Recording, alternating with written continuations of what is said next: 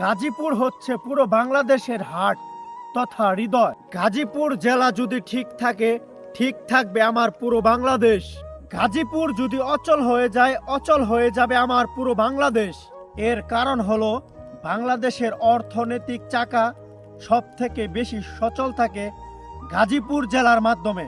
গাজীপুরে রয়েছে আমাদের গার্মেন্টস, বিশাল বড় বড় টেক্সটাইল। গাজীপুরের মানুষ ব্যবসায়িক মানুষ। গাজীপুর এমন একটা জেলা, গাজীপুর যদি অচল হয়ে যায়, বাংলাদেশের অর্থনৈতিকের চাকা অচল হয়ে যাবে। এখানে রয়েছে লাখো লাখো শ্রমিক যারা মাথার ঘাম পায়ে ফেলে পরিশ্রম করে খায়।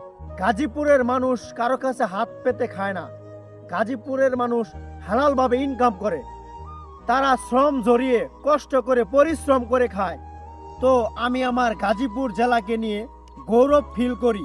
গাজীপুরের যে রাস্তা, এই রাস্তা যদি বন্ধ হয়ে যায়, উত্তরবঙ্গ অচল হয়ে যাবে।